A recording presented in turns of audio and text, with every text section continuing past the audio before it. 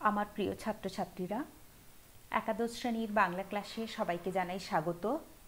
আজ আমি তোমাদের বাংলা বিষয়ের কবিতা একটি মাইকেল মধুসূদন দত্ত রচিত নীলধ্বজের প্রতি জনা এই কবিতা সম্পর্কে বিস্তারিতভাবে আলোচনা করব। এই কবিতার আজকে প্রথম পর্ব, অর্থাৎ কবিতার পূর্ব কাহিনী বা কবি পরিচিতি আরও আনুষঙ্গিক বিষয় নিয়ে আজ আমি আলোচনা করব। তোমরা ভিডিওটি শেষ পর্যন্ত দেখো এবং পরের পর্ব দেখার জন্য তোমরা চ্যানেলটিকে এখনই সাবস্ক্রাইব করো, তাহলে পুরো কবিতাটা তোমরা খুব ভালোভাবে বুঝতে পারবে। চলো আজকের আলোচনা শুরু করা যাক। আমরা গতদিন বলেছিলাম সাহিত্য চর্চা যে বই, সেই বইতে তোমরা এই কবিতা পাবে, যার নাম হচ্ছে নীলধ্বজের প্রতি জনা। কবিতার কবি হলেন মাইকেল মধুসূদন দত্ত। আমরা কবিতা দেখতে পাচ্ছি, কবিতাটা শুরু হয়েছে। তোমরা সবাই বইয়ের দিকে দেখো, তাহলে বুঝতে পারবে কবিতার শুরুতেই একাদশ স্বর্গ দেওয়া রয়েছে এবং কাহিনী সংক্ষিপ্ত সার দেওয়া রয়েছে। তারপরে আছে তোমাদের কবিতা। তো এই কবিতা সম্পর্কে বলার আগে আমরা একটু কবি পরিচিতি দেখে নেব। কবি পরিচিতি অর্থাৎ কবি মাইকেল মধুসূদন দত্ত, তার সম্পর্কে প্রথমেই বলবো তার জন্ম 1824 সালের 25শে জানুয়ারি এবং মৃত্যু 1873 খ্রিস্টাব্দের 29শে জুন। কবি মাইকেল মধুসূদন দত্ত, তাকে বাংলা নবজাগরণের সাহিত্যের অন্যতম পুরোধা ব্যক্তিত্ব হিসেবে গণ্য করা হয়। আমরা জানি সবাই, তিনি যশোর জেলার এক সম্ভ্রান্ত কায়স্থ বংশে তিনি জন্মগ্রহণ করেছিলেন, কিন্তু পরবর্তীকালে তিনি খ্রিস্ট ধর্ম গ্রহণ করেছিলেন এবং তারপরেই তার নাম হয় মাইকেল মধুসূদন দত্ত। জীবনের প্রথম পর্বে পাশ্চাত্য সাহিত্যের প্রতি ছিল তার দুর্নিবার আকর্ষণ এবং সেই আকর্ষণবশত ইংরেজি ভাষায় সাহিত্য রচনায় তিনি জীবনের প্রথম পর্বে মনোনিবেশ করেছিলেন, কিন্তু সেখানে তিনি তেমন সাফল্য লাভ করতে পারেননি এবং পরবর্তীকালে অর্থাৎ জীবনের দ্বিতীয় পর্বে তিনি আকৃষ্ট হন নিজের মাতৃভাষার প্রতি, অর্থাৎ আমাদের বাংলা ভাষার প্রতি। এই সময়ে তিনি কি করেন? বিভিন্ন ধরনের নাটক, প্রহসন এবং কাব্য রচনা করতে শুরু করেন।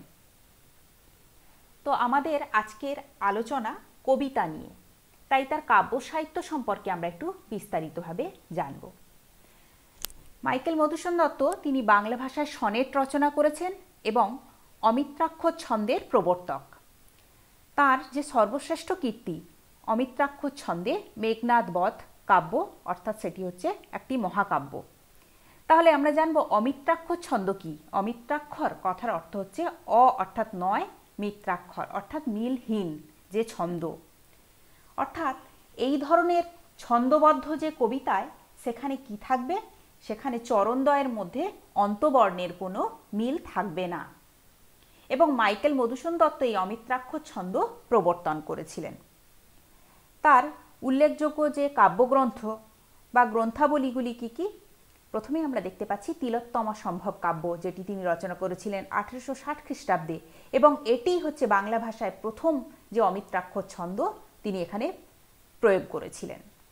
এরপর দেখতে পাচ্ছি 1861 খ্রিস্টাব্দে তিনি রচনা করেছেন মেঘনাদ বধ কাব্য, যেটি হচ্ছে মহাকাব্য অর্থাৎ বিশাল আকারের একটা কাব্য এবং তার গুরুগাম্ভীর্যতা মানে খুব চোখে পড়ার মতো। তো এরপরের যে কাব্য আমরা দেখতে পাচ্ছি ব্রজাঙ্গনা কাব্য, যেটা তিনি রচনা করেছিলেন 1861 খ্রিস্টাব্দে। তারপরেই রচনা করেছেন বীরাঙ্গনা কাব্য, যেটা তিনি রচনা করেছেন 1862 খ্রিস্টাব্দ এবং তার পরবর্তী যে কাব্যগ্রন্থ চতুর্দশপদী কবিতা, যেটা 1866 খ্রিস্টাব্দে তিনি রচনা করেছিলেন। তো মাইকেল মধুসূদন দত্তের যে ব্যক্তিগত জীবন, সেটা ছিল ভীষণ নাটকীয় এবং বেদনাঘন বলা যায়। মাত্র 49 বছর বয়সে কলকাতায় এই মহাকবির মৃত্যু হয়। তো এই গেল আমাদের কবি পরিচিতি, অর্থাৎ সংক্ষিপ্ত সারে তার জীবন এবং সাহিত্য রচনা সম্পর্কে। সাহিত্য বলতে আমরা মূলত কাব্য সাহিত্য রচনা সম্পর্কে আজকে আমি আলোচনা করলাম। এরপরে আমরা জানব আমাদের যে পাঠ্যসূচির অর্থাৎ সিলেবাসের অন্তর্ভুক্ত যে নীলধ্বজের প্রতি যে জনা কবিতা, সেই কবিতার উৎস অর্থাৎ কোথা থেকে নেওয়া হয়েছে। মাইকেল মধুসূদন দত্তের এই নীলধ্বজের প্রতি জনা, একটু আগে যে কাব্যগ্রন্থের কথা বললাম বীরাঙ্গনা কাব্য, যেটা 1862 খ্রিস্টাব্দে তিনি লিখেছেন, এই বীরাঙ্গনা কাব্যগ্রন্থের অন্তর্গত একটা পত্র কাব্য অর্থাৎ একটা কবিতা আমরা বলতে পারি। তো এই বীরাঙ্গনা শব্দের অর্থ কি প্রথমে আমরা জেনে নেব। বীর যে অঙ্গনা অর্থাৎ নারী, অর্থাৎ বীর যে নারী তাকে আমরা বলবো বীরাঙ্গনা। তো এই বীরাঙ্গনা কাব্যগ্রন্থের অন্তর্গত একটা কবিতা হচ্ছে আমাদের এই সিলেবাসের নীলধ্বজের প্রতি জনা কবিতা। তো এই নীলধ্বজের প্রতি জনা এটা কি ধরনের তাহলে কবিতা? এটাকে বলবো আমরা পত্রকাব্য। পত্রকাব্য তাহলে কি? পত্র কথার অর্থ হচ্ছে চিঠি, আর কাব্য কথার অর্থ হচ্ছে কবিতা, অর্থাৎ চিঠির আকারে লেখা যে কবিতা সেটাকে আমরা বলবো পত্রকাব্য। তাহলে এখানে চিঠির আকারে লেখা কি করে আমরা বুঝবো? আমরা কবিতার শেষ অংশে আমরা দেখতে পাবো যে যিনি পত্র প্রেরক, আমরা সাধারণত চিঠি লিখলে চিঠির শেষ অংশে একেবারে ইতি দিয়ে আমরা কি করি, যিনি চিঠি লিখছেন তার নামটা আমরা সেখানে দেখতে পাই। তো একইভাবে এই কবিতায় সবার শেষ অংশে আমরা দেখতে পাচ্ছি যে এখানে জনা তিনি যে লিখেছেন সবার শেষে সেই নামটা উল্লেখ করা রয়েছে। তো যার জন্য তাকে আমরা বলছি পত্রকাব্য। তাহলে পত্রকাব্য আমরা কাকে বলবো? পত্রকাব্য হলো পত্রাকারে লিখিত যে কাব্য, এটি হলো পত্রকাব্য। তাহলে এই যে তিনি বীর যে নারীদের নিয়ে বা বীর যে অঙ্গনাদের নিয়ে তিনি যে কবিতা রচনা করেছেন, সেই তারা কারা? তিনি ভারতীয় যে পুরাণ, সেই পুরাণের নারীদেরকে এখানে তুলে ধরেছেন। কে? মাইকেল মধুসূদন দত্ত। তিনি তার বীরাঙ্গনা কাব্যে ভারতীয় পুরাণের বিভিন্ন নারীদেরকে তুলে ধরেছেন এবং তারা কি করেছেন? এই পত্র লিখেছেন, এই কবিতার মাধ্যমে পত্র লিখেছেন। কাকে লিখেছেন? তাদের কোনো কোনো সময় স্বামীর কাছে বা কোনো কোনো সময় প্রেমাস্পদের কাছে। বিভিন্ন সময় বিভিন্নভাবে, কোনো সময় দেখা যাচ্ছে অভিযোগ জানিয়ে, কোনো সময় কোনো প্রশ্ন জানিয়ে তারা কি করেছেন? যে পত্র লিখনের ভঙ্গিতে তাদের স্বামী বা প্রেমিককে চিঠি লিখেছেন। এবং সেই চিঠির আদল কেমন ছিল? পৌরাণিক। কিন্তু সেই যে নারীরা তারা ছিলেন প্রত্যেকে ব্যক্তিত্বময়ী এবং তাদের অন্তরে ছিল কি? সমকালীন আধুনিকতা। মাইকেল মধুসূদন দত্ত তিনি এমন একটা সমাজ দেখতে চেয়েছিলেন যেখানে নারী প্রশ্ন তুলবে এবং বুঝে নেবে নিজের অধিকার। তো তাহলে বীরাঙ্গনা কাব্যের অন্তর্গত এই যে নীলধ্বজের প্রতি জনা অর্থাৎ রাজা নীলধ্বজের প্রতি বা রাজা নীলধ্বজকে রানী জনা যে চিঠি লিখছেন, সেখানে কি দেখতে পাবো আমরা? তার কোনো প্রশ্ন বা অভাব অভিযোগ তুলে তিনি সেই চিঠি প্রেরণ করেছেন রাজা নীলধ্বজের কাছে। তাহলে এই যে বীরাঙ্গনা কাব্য, সেখানে কিন্তু শুধুমাত্র নীলধ্বজের প্রতি জনা এই একটা পত্র নেই। সেখানে কটা পত্র ছিল? মোট 11খানি পত্র। কিন্তু মাইকেল মধুসূদন দত্ত একদম প্রথমে শুরু করবার আগে তিনি একেবারে তার যে সিদ্ধান্ত অর্থাৎ বা তার যে ভাবনা চিন্তা ছিল সেটা হচ্ছে তিনি 21টা এরকম পত্রকাব্য রচনা করবেন, কিন্তু তিনি 21টি রচনা করতে পারেননি। তিনি 11টি লিখেই থেমে গেছেন।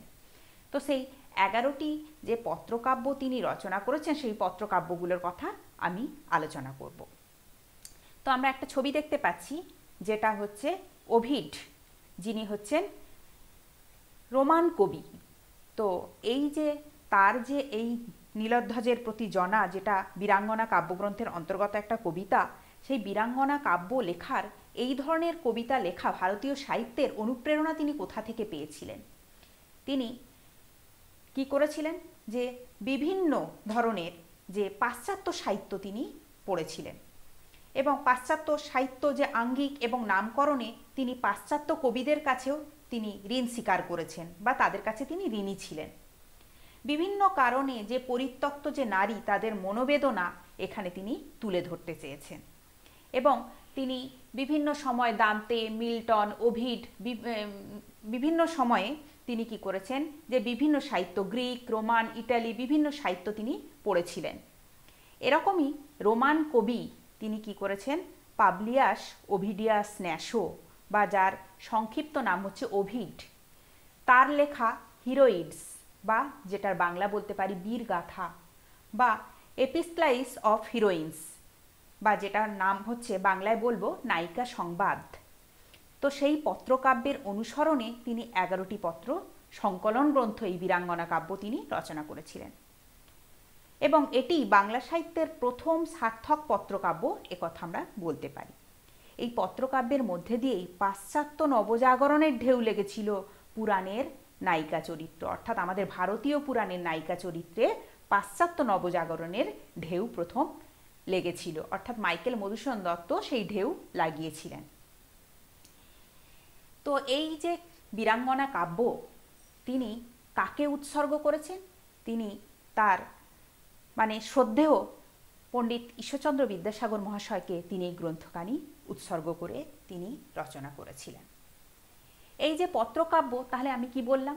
11টি পত্রকাব্য। সেই পত্রকাব্যগুলো কোনোটি হচ্ছে অনুযোগ পত্র, যার অর্থ হচ্ছে অভিযোগ পত্র, কোনোটি হচ্ছে প্রেমপত্র, আবার কোনোটি একেবারে স্মরণপত্র। তো এই যে 11টি পত্রকাব্য প্রত্যেকটা 11টি স্বর্গে ভাগ করে তিনি রচনা করেছেন। আমরা দেখতে পাচ্ছি প্রথম স্বর্গ তিনি রচনা করেছেন দুষ্যন্তের প্রতি শকুন্তলা। আমরা এই কাহিনী পড়েছি যে শকুন্তলা দুষ্যন্তের প্রতি কী ধরনের অভিযোগ করেছেন। তো সুতরাং এটি হচ্ছে এক ধরনের অনুযোগপত্র বা অভিযোগপত্র। দ্বিতীয় পত্র আমরা দেখতে পেয়েছি সোমের প্রতি তারা। এখানে আমরা পুরাণে দেখব যে তারা অর্থাৎ গুরুপত্নী, তিনি হচ্ছেন সোম অর্থাৎ শিষ্য, তার প্রতি কেমনভাবে তিনি প্রেমপত্র প্রেরণ করেছেন, তো সে কাহিনী এখানে তিনি তুলে ধরেছেন পুরাণের কাহিনী। এবং তারার কলমে বা তারার লেখনীতে তিনি তার প্রেমের যে ভাষা তুলে ধরতে চেয়েছেন। এরপর তৃতীয় স্বর্গ আমরা দেখতে পাচ্ছি দ্বারকানাথের প্রতি রুক্মিণী, চতুর্থ স্বর্গ দশরথের প্রতি কেকয়ী, পঞ্চম স্বর্গ লক্ষ্মণের প্রতি শূর্পণখা, ষষ্ঠ স্বর্গ দুর্যোধনের প্রতি ভানুমতি, সপ্তম স্বর্গ অর্জুনের প্রতি দ্রৌপদী, অষ্টম স্বর্গ জয়দ্রথের প্রতি দুঃশলা, নবম স্বর্গ শান্তনুর প্রতি জাহ্নবী, দশম স্বর্গ পুরুরবার প্রতি উর্বশী, এবং একাদশ স্বর্গ আমাদের এই যে পাঠ্য বিষয়ের কবিতা নীলধ্বজের প্রতি জনা। তাহলে আমাদের নীলধ্বজের প্রতি জনা বীরাঙ্গনা কাব্যগ্রন্থের কততম পত্র বা কোন স্বর্গ? একাদশ স্বর্গ। এবং তাহলে এই নীলধ্বজের প্রতি জনা এই যে কাহিনী তিনি কোন পুরাণ থেকে গ্রহণ করেছিলেন এবার তা আমরা জানব। তিনি কি করেছিলেন যে ভারতীয় যে পুরাণ অর্থাৎ আমাদের ভারতীয় যে পুরাণ মহাভারত, তো সেই মহাভারতের অশ্বমেধ যে পর্ব, সেই অশ্বমেধ পর্ব থেকে এর কাহিনী তিনি গ্রহণ করেছেন।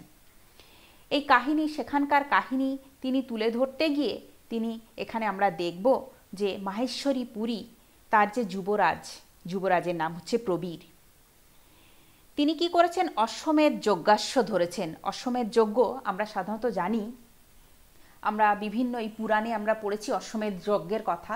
তো সেই যজ্ঞে কি করা হয় যে কোনো রাজা তিনি অশ্বমেধ যজ্ঞ করবার উদ্দেশ্যে সেই অশ্ব তিনি দেশ দেশান্তরে ছেড়ে দেন, এবং তারপরে সেই অশ্ব যদি কোনো রাজা তার সেই অশ্বের পথ আটকান, তাহলে ধরে নিতে হবে তিনি কিন্তু ওই উক্ত অশ্বমেধ যজ্ঞকারী রাজার বশ্যতা স্বীকার করেননি। সুতরাং কিনা তার বিরুদ্ধে কি করা হবে? যুদ্ধ ঘোষণা করা হবে। আবার কেউ যদি না ধরেন তাহলে ধরে নেওয়া হয় তিনি বশ্যতা স্বীকার করেছেন। তো এই হলো অশ্বমেধ যজ্ঞ। এবার আলোচনা করব আমাদের পাঠ্য নীলধ্বজের প্রতি জনা। এখানে আমরা দেখব রানী জনা রাজা নীলধ্বজের উদ্দেশ্যে পত্র প্রেরণ করেছেন।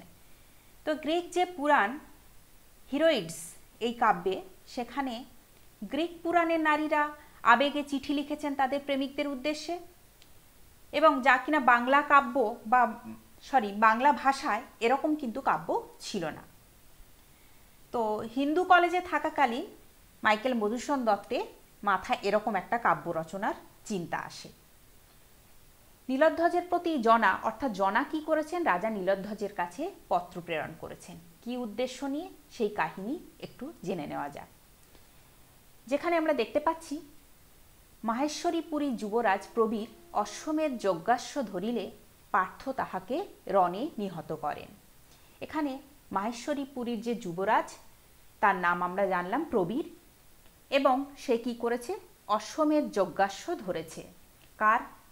পার্থ অর্থাৎ অর্জুনের অশ্বমেধ যজ্ঞের ঘোড়া সে কিনা পথ রোধ করেছে। তাহলে প্রবীর অশ্বমেধ যজ্ঞের অশ্ব পথ রোধ করেছেন, সুতরাং পার্থ তাকে রণে অর্থাৎ যুদ্ধে নিহত করেছে। নীলধ্বজ রায় অর্থাৎ প্রবীরের পিতা, তিনি কি করেছেন, পার্থের সহিত অর্থাৎ অর্জুনের সহিত বিবাদ পরান্মুখ হইয়া অর্থাৎ বিবাদে না গিয়ে তিনি কি করেছেন, বিবাদের পরান্মুখ অর্থাৎ বিরুদ্ধাচারণ করেছেন। বিবাদ না করে তিনি কি করেছেন, সন্ধি করেছেন। তখন রাজ্ঞী জনা অর্থাৎ প্রবীর মাতা জনা তিনি কি করেছেন, পুত্র শোকে একান্ত কাতর হইয়া এই নিম্নলিখিত পত্রিকাখানি অর্থাৎ এই পত্র বা চিঠিখানি রাজ সমীপে অর্থাৎ রাজার কাছে, রাজা নীলধ্বজের কাছে তিনি প্রেরণ করেন। পাঠকবর্গ মহাভারতীয় অশ্বমেধ পর্ব পাঠ করিলে ইহার সবিশেষ বৃত্তান্ত অবগত হইতে পারিবেন। তাহলে আমরা জানলাম যে এই যে নীলধ্বজের প্রতি জনা, এটি মহাভারতের অশ্বমেধ পর্ব থেকে নেওয়া কাহিনী। তাহলে আমরা নীলধ্বজের প্রতি জনা অর্থাৎ জনার চিঠি লেখার কারণ, রাজা নীলধ্বজকে চিঠি লেখার যে কারণ তা আমরা সংক্ষেপে আজকে জানলাম। পরের ক্লাসে আমরা কবিতার মর্মার্থ বা কবিতার যে আক্ষরিক অর্থ প্রত্যেকটা বিষয় পুঙ্খানুপুঙ্খভাবে বিশ্লেষণ করব। আজকের মতো এই পর্যন্তই। আশা করি তোমরা বুঝতে পেরেছো। যদি তোমাদের কোনো বোঝার অসুবিধে থেকে থাকে তাহলে তোমরা আমায় কমেন্ট করে জানতে পারো। আজকের মতো এই পর্যন্তই। সবাই ভালো থেকো। ধন্যবাদ।